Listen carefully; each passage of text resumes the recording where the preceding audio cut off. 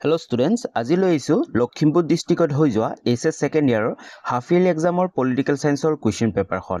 যিসকলৰ এতিয়ালৈ পলিটিকেল সায়েন্সৰ হাফ ইয়াৰলি এক্সাম হোৱা নাই তেওঁলোকক এই কুৱেশ্যন পেপাৰখনে কিন্তু বহুখিনি সহায় কৰিব আৰু এই কুৱেশ্যন পেপাৰখন ইংলিছ এণ্ড এছামিজ দুইটা মিডিয়ামতে আছে আশা কৰো তোমালোকৰ বহুখিনি সহায় হ'ব আৰু ইয়াৰ লগতে আমি 1 নম্বৰীয়া আৰু 2 নম্বৰীয়া প্ৰশ্নবোৰৰ উত্তৰবোৰো তোমালোকক দি যাম যদি প্ৰথমবাৰ চেনেলটোলৈ ভিজিট কৰিছা তেতিয়াহলে চেনেলটো সাবস্ক্ৰাইব কৰি লোৱা লগতে বেল আইকনটো প্ৰেছ কৰি অল কৰি ৰাখিবা তোমালোকে চাব পাৰা 50 মাৰ্কৰ কোৱেশ্চনছ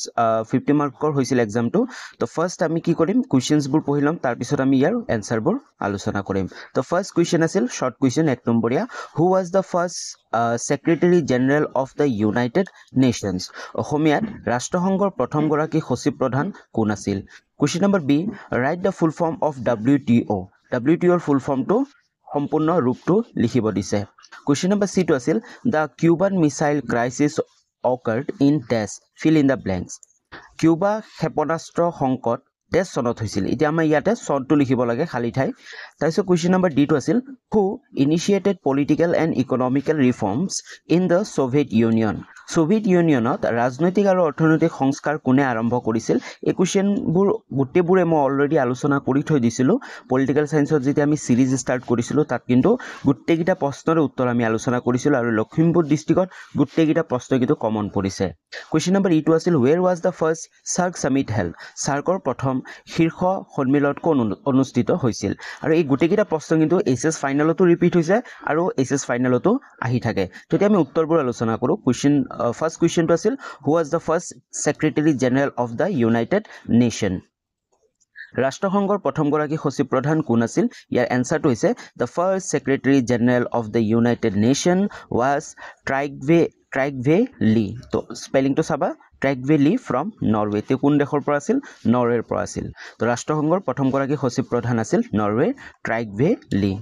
Question number B to আছিল write the full form of WTO WTOৰ সম্পূৰ্ণ ৰূপটো লিখা the full form of WTO is World Trade Organization ইংলিছত লিখিব লাগিব আৰু অসমীয়াত যদি লিখা তোমালোকে বিশ্ব বাণিজ্য সংস্থা নাই বা তোমালোকে World Trade Organization লিখি দিব পাৰা ওকে যোনটো লিখা তোমালোকৰ কাৰেক্ট হ'ব next question number C to চোৱা the Cuban Missile Crisis occurred in dash কোন চনত হৈছিল কিউবাৰ ক্ষেপণাস্ত্ৰ সংকট ইয়াৰ এনসাৰটো হৈছে the Cuban Missile Crisis occurred in the year 1962 মনত ৰাখিবা চনটো 1962 চনত কিউবাৰ ক্ষেপণাস্ত্ৰ সংকট হৈছিল okay next question number D to আছিল who initiated political and economic reforms in the Soviet Union Soviet Unionত ৰাজনৈতিক আৰু অৰ্থনৈতিক সংস্কাৰ কোনে আৰম্ভ কৰিছিল এই প্ৰশ্নটো very important already এছএছ ফাইনালত বহুবাৰ ৰিপিট হৈছে ইয়াৰ এনসাৰ এটাই হয় তোমালোকে সকলোৱে জানা আৰু তেওঁৰ নামটো তোমালোকে জানিব লাগিব পলিটিকেল সায়েন্সৰ এছএছ সেকেন্ড ইয়াৰত তাৰ নামটো হৈছে Mikhail Gorbachev initiated political and economic reform in the Soviet Union তো কোন আছিল সোভিয়েট ইউনিয়নত ৰাজনৈতিক আৰু অৰ্থনৈতিক সংস্কাৰ মিখাইল গৰ্ভাচেভে আৰম্ভ কৰিছিল কোনে মিখাইল গৰ্ভাচেভে তো তেওঁৰ নামটো তোমালোকে মনত ৰাখিবই লাগিব ওকে নেক্সট কোৱেশ্চনটো আছিল ই নম্বৰ কোৱেশ্চনটো আছিল where was the first SAARC summit held SAARCৰ প্ৰথম সন্মিলন কত অনুষ্ঠিত হৈছিল এই প্ৰশ্নটো very important আৰু অলৰেডি বহুবাৰ আমি আলোচনা কৰিছিলো the first SAARC summit was held in Dhaka Bangladesh তো বাংলাদেশৰ ৰাজধানী ঢাকাত অনুষ্ঠিত হৈছিল ওকে ঢাকাত বাংলাদেশত অনুষ্ঠিত হৈছিল ক্লিয়াৰ তো এইখিনিলৈ আমাৰ 1 নম্বৰীয়া যিমানবোৰ প্ৰশ্ন আছিল সেইবোৰ আমি গুটিখিনি আলোচনা কৰিলো তাৰ লগতে উত্তৰসমূহ তোমালোকক দি দিলো এতিয়া আমি নেক্সট 2 নম্বৰীয়া প্ৰশ্নবোৰ যিমানবোৰ 2 মাৰ্কছৰ কোৱেশ্চনছ আছে সেইবোৰ আমি ডিসকাস কৰিম প্ৰথমে আমি কোৱেশ্চনবোৰ আলোচনা কৰিম তাৰ পিছত আমি এনসাৰবোৰ তোমালোকক দি যাম তো ফাৰ্স্ট কোৱেশ্চন আছে name two countries that were formed after the breakup of the Soviet Union Soviet Unionৰ বিভাজনৰ পাছত সৃষ্টি হোৱা দুখন দেশৰ নাম লিখা তো Soviet Union টো কি হৈছিল ব্ৰেক মানে ভাঙি গৈছিল হয়নে তাৰ পিছত কি হৈছিল বহুত কেখন নিউ কান্ট্ৰি নিউ দেশৰ কি হৈছিল সৃষ্টি হৈছিল হয়নে নাই তো যিকোনো দুখন দেশৰ নাম তোমালোকক দি দিব পাৰে আৰু এই প্ৰশ্নটো ডাইৰেক্টলি এছএছ ফাইনালতো ৰিপিট হৈছিল আগৰ বছৰত okay next question name two threats fetching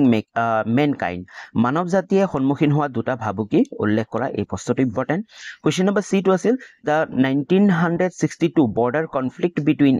China and India was mainly over dash and dash fill in the blanks চীন আৰু ভাৰতৰ মাজত 1962 চনত হোৱা সীমা সংঘাতৰ মূলত দেশ আৰু দেশক লৈ হৈছিল তো 1962 ইণ্ডিয়া আৰু চাইনাৰ কি হৈছিল বৰ্ডাৰ কনফ্লিক্ট হৈছিল কোন দুটা ঠাইলৈ হৈছিল সেই ঠাই দুখনৰ নাম লিখিব লাগে okay next question number D টো আছে write down two difference between migrants and refugees এই কুৱেশ্যনটো কিন্তু ভেৰি ভেৰি ইম্পৰ্টেণ্ট তোমালোকক মাইগ্ৰেন্টছ আৰু ৰিফিউজিছ মাজত কি কৰিব দিছে ডিফাৰেন্স লিখিব দিছে দুটা ওকে প্ৰব্ৰজনকাৰী আৰু শৰণাৰ্থীৰ মাজত দুটা পাৰ্থক্য লিখা নেক্সট কুৱেশ্যন নম্বৰ ই টো হৈছে how many state sign the union charter at the time of its formation তো গঠনৰ সময়ত ৰাষ্ট্ৰসংঘৰ সনদত কিমানখন ৰাষ্ট্ৰই চহকী কৰিছিল ইয়াৰ আগৰ আমি হোজাই ডিষ্ট্ৰিক্টৰ কুৱেশ্যন পেপাৰটোৰ পলিটিকেল সায়েন্সৰ কুৱেশ্যন পেপাৰটোৰ এই প্ৰশ্নটো আহিছিল তাত মই 50খন বুলি কৈছিলোঁ হয়নে তো তোমালোকৰ বহুতে কমেণ্ট দিছিলা যে 50খন নহয় একচুৱেলি 51খন হয় তো এই ভিডিঅ'টো তোমালোকে আসল ৰিজনটো গম পাবা 51 নে 52 হয় ওকে দুইটাই কাৰেক্ট হয় 52 টো বাৰু কাৰেক্ট নহয় বাৰু ইয়াৰ আগতে মোৰ ভুল হৈছিল বাট 51 টো কাৰেক্ট হয় কিন্তু কেনেকৈ কাৰেক্ট হয় তাৰ কথা তোমালোকে গম পাবা ওকে তো কুৱেশ্যন গীতা আছিল এইকেইটা এতিয়া আমি ইয়াৰ এনসাৰবোৰ উত্তৰবোৰ আলোচনা কৰোঁ তো ফাৰ্ষ্ট কুৱেশ্যন আছিল Name two countries that were formed after the breakup of Soviet Union. Soviet Unionৰ বিভাজনৰ পাছত সৃষ্টি হোৱা দুখন দেশৰ নাম লিখা After the breakup of the Soviet Union, two of the countries that were formed are Ukraine and Kazakhstan. তো মনত ৰাখিবা নাম দুটা ইউক্ৰেইন আৰু কাজাকিস্তান তো অসমীয়াৰ কাৰণে হ'ব ইউক্ৰেইন আৰু কাজাকিস্তান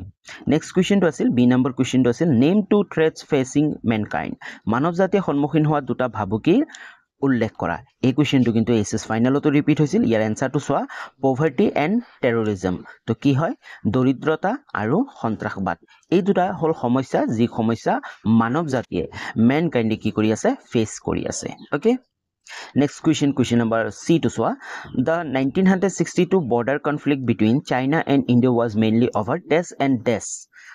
চীন আৰু ভাৰতৰ মাজত 1962 চনত হোৱা সীমা সংঘাতৰ মূলত দেশ আৰু দেশক লৈ হৈছিল তো এই কুৱেশ্যনটো তোমালোকে চাব পাৰা ভেৰি ভেৰি ইম্পৰ্টেণ্ট কুৱেশ্যন হয় এছএছ ফাইনেল 2026ৰ কাৰণে তো ইয়াৰ এনসাৰটো চোৱা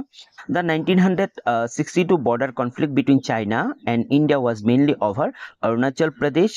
and Aksai Chin তো মনত ৰাখিবা চীন আৰু ভাৰতৰ মাজত 1962 চনত হোৱা যি সীমা সংঘাত আছিল তাৰ মূল আছিল কি অৰুণাচল প্ৰদেশ আৰু আকসাই চীনক লৈ হৈছিল অৰুণাচল প্ৰদেশৰ যোনটো মেকমোহন লাইন আছে তো সেই লাইনটো লৈ কি হৈছিল সংঘাত সৃষ্টি হৈছিল তো দুটা এনসাৰ হ'ব অৰুণাচল প্ৰদেশ এণ্ড আকসাই চীন okay clear next question number D to soa D to আছিল write down two difference between migrants and refugees তো দুটা ডিফাৰেন্স লিখিব দিছে আমাৰ মাইগ্ৰেট এণ্ড ৰিফিউজিছ প্ৰব্ৰজনকাৰী আৰু শৰণাৰ্থীৰ মাজত দুটা পাৰ্থক্য লিখা তো এনসাৰটো চোৱা ইংলিছৰ কাৰণে প্ৰথমত difference between migrants and refugees number 1 migrants move from one place to another place for better job education or living opportunities হ'ব okay তো মাইগ্ৰেন্টছ যিবোৰ আছে মানে প্ৰব্ৰজনকাৰী যিবোৰ আছে প্ৰব্ৰজনকাৰীসকলে কি হয় ভাল চাকৰি শিক্ষা বা জীৱন ধাৰণৰ বাবে এটা স্থানৰ পৰা আন এটা স্থানলৈ যায় লাইক আমাৰ অসমত কিছুমান মানুহ আছে বেটাৰ অপৰচুনিটি লাইক জবৰ কাৰণে ক'ত গৈছে বিদেশত গৈছে হয়নে লাইক ক'ত গৈছে আমেৰিকালৈ গৈছে নাইবা আমাৰ দেশৰ ভিতৰতে আছে লাইক মুম্বাইলৈ গৈছে বেংগলোৰলৈ গৈছে হয়নে তো এইবোৰ ঠাইলৈ যে গৈছে তেওঁলোক কি হৈছে তেওঁলোক হৈছে মাইগ্ৰেন্টছ মানে এটা ঠাইৰ পৰা আন এটা ঠাইলৈ মাইগ্ৰেন্টছ কৰিছে ক্লিয়াৰ কিন্তু আনফালে আমাৰ কি আছে ৰিফিউজিছ তো refugees leaves their country because of war danger or fear তো ৰিফিউজিছ যোনবোৰ আছে যিবোৰ শৰণাৰ্থী বুলি কোৱা হয় তেওঁলোকে যুদ্ধ ভয় বা বিপদৰ বাবে নিজৰ দেশ এৰি যায় লাইক কিছুমান এনেকুৱা দেশ আছে লাইক এক্সাম্পল দিবলৈ গ'লে ৰিসেন্টলি কি হৈছে আফগানিস্তানত যেতিয়া কি হৈছিল তালিবানে টেক ওভাৰ কৰিছিল তাৰ পিছত কি হৈছে তাৰ পৰা বহুত পিপলছ যিবোৰ আছিল মানুহ আছিল তেওঁলোকে কি বেলেগ কাণ্ট্ৰিলৈ কি কৈছে তেওঁলোকে মুভমেন্ট কৰিছে না মাইগ্ৰেন্ট কৰিছে তো তেওঁলোকক কি কোৱা হ'ব ৰিফিউজিছ বিকজ ৰিজনটো কি তেওঁলোকে war like danger or fear এইবোৰ ৰিজনৰ কাৰণে তেওঁলোকে কি কৰিছে মুভ কৰিছে ক্লিয়াৰ ইজি হৈ গল তোমালোকৰ কাৰণে নেক্সট কোৱেশ্চনটো আছিল how many states signed the union charter at the time of its formation গঠনৰ সময়ত ৰাষ্ট্ৰসংঘৰ সনদত কিমানখন ৰাষ্ট্ৰই সহি কৰিছিল চোৱা আমাক কোৱেশ্চনটো কি কৈছিল যে গঠনৰ সময়ত যেতিয়া ফৰ্মেশন হৈছিল UN2 তেতিয়া কিমানটা কান্ট্ৰিয়ে সাইন কৰিছিল তো ইয়াৰ এনসাৰটো যদি আমি কবলৈ যাও যদি আমি এটো বিচাৰো তে যেতিয়া ফৰ্মেশন হৈছিল গঠন হৈছিল তেতিয়া কিন্তু 50 কান্ট্ৰিয়ে সাইন কৰিছিল ওকে তাৰ এনসাৰটো চাবা At the time of its formation, 50 countries signed the Union Charter. Poland signed later. শুনা গঠনৰ সময়ত ৰাষ্ট্ৰসংঘৰ সনদত 50খন ৰাষ্ট্ৰই সহি কৰিছিল কেইখন 50খন ৰাষ্ট্ৰই সহি কৰিছিল কিন্তু পাছলৈ পোলেণ্ডে সহি কৰা হয় পিছত গৈ পোলেণ্ড এটা কান্ট্ৰি আছে তোমালোকে সকলোৱে জানা পোলেণ্ড কান্ট্ৰিটোৱে কি কৰিছিল সাইন কৰিছিল তো পোলেণ্ড কান্ট্ৰিটো যেতিয়া সাইন কৰিছে যাৰ ফলত মুঠ মূল সদস্য ৰাষ্ট্ৰৰ সংখ্যা হয় 51 খন okay making the total original member state is 51 clear তো তোমালোকে 51 এ লিখিবা ইয়াৰ আগৰ ভিডিওটোত মই 50 বুলি কৈছিলো সো 50 একচুয়ালি নহয় বাট সাব গলে হয়ও বিকজ আমাৰ কোৱেশ্চনটো খুদিছে যে একেবাৰে বনোৱাৰ সময়ত যেতিয়া ফৰ্ম হৈছিল ওকে তো আগৰ ভিডিওটো বাদ দিয়া এতিয়া 51 বুলি তোমালোকে লিখিবা ক্লিয়াৰ ওকে তো এখিনলৈ আমাৰ জিমানবোৰ 2 মাৰ্কছৰ কোৱেশ্চনছবোৰ আছিল ইয়াৰ এনসাৰবোৰ আমি ক্লিয়াৰ কৰিলো ওকে এতিয়া আমি নেক্সট আমি 3 মাৰ্কছ অৰ লং কোৱেশ্চন এনসাৰবোৰ আলোচনা কৰিম তো ইয়াৰ উত্তৰখিনি এনসাৰখিনি মই আলোচনা নকৰো তোমালোকে নিজে উলাই লবা বাট কোৱেশ্চনবোৰ আমি easily explain but discuss koro the first question is briefly discuss the functions of the world bank so ei question kintu very important বিশ্ব বেংকৰ কাৰ্যৱলী সমূহ সমুকৈ আলোচনা কৰা এই কোৱেশ্চনটো কিন্তু আগৰ বছৰটো ৰিপিট হৈছে আৰু এই কোৱেশ্চন যেটা 6 নম্বৰ কোৱেশ্চন লং কোৱেশ্চনত যাবা তোমালোকে গম পাবা যে অকমান হলেও কোৱেশ্চন প্যাটাৰ্নবোৰ অকমান চেঞ্জ হৈছে তো কোৱেশ্চন বি টো আছে right A note on the concept of global security গোলকীয় নিৰাপত্তাৰ ধাৰণাৰ ওপৰত এটা টুকা লিখা এই কোৱেশ্চনটো তোমালোকৰ কাৰণে ইম্পৰ্টেন্ট কোৱেশ্চন নম্বৰ সি টো হৈছে mention two cooperations and to difference between India and Bangladesh Bharat আৰু বাংলাদেশৰ মাজত থকা দুটা সহযোগিতা আৰু দুটা মতভেদৰ বিষয়ে উল্লেখ কৰা সোয়া ইন্ডিয়া এন্ড বাংলাদেশৰ কনফ্লিক্টে হক নাইবা কি হল কোঅপাৰেশনে হক তাৰ ওপৰত কিন্তু এভৰি ইয়াৰ কোৱেশ্চন অহা দেখা যায় সো তোমালোকে এই কোৱেশ্চনটো কিন্তু মিস নকৰিবা ভেৰি ভেৰি ইম্পৰ্টেন্ট তোমালোকৰ এসএস হাফ ইয়াৰলিৰ কাৰণে আৰু এসএস ফাইনাল 2026 ৰ কাৰণেও নেক্সট এতিয়া আমাৰ এখিনলৈ আছিল 3 নম্বৰীয়া তিনিটাই কোৱেশ্চন দিছে 3 নম্বৰ এটা নেক্সট আমাৰ 4 মাৰ্কস কোৱেশ্চন দিগলীয়া কোৱেশ্চন হয় বিলাক লং কোৱেশ্চন কোৱেশ্চন নম্বৰ 8 আছে discuss how health epidemic pose new threats to global security স্বাস্থ্য মহামাৰী সমূহ কি ধৰণে বিশ্ব নিৰাপত্তা প্ৰতি নতুন ভাবুকি আলোচনা কৰা যি এপিডেমিক বোৰ আহে মহামাৰীবোৰ আহে লাইক ৰিসেন্টলি আমাৰ 2020 ৰ পৰা আমাৰ কোভিড-19 হয় না এটা এপিডেমিক্স হয় মহামাৰী হয় হেতু আবাৰ কি কৰিছে বহুখিনি আমাৰ কি হৈছে মানে প্ৰবলেম হৈছে আমাক বহুখিনি পিছুৱাই দিছে বহুত ইয়াৰ্স তো তাৰ ওপৰত মানে এনেকুৱা এপিডেমিক্স বোৰ লাইক মহামাৰীবোৰ কেনে ধৰণে আমাৰ কাৰণে এটা নতুন ভাবুকি আমাৰ কাৰণে এটা থ্ৰেটস তো তাৰ ওপৰত ইজিলি তোমালোকৰ নিজে একেবাৰে ধুনিয়াকে লিখিব লাগিব নেক্সট কোৱেশ্চন বি টো আছিল do you think India should be granted permanent membership in the union security council argue in favour of your answer তো সোয়া তোমালোকৰ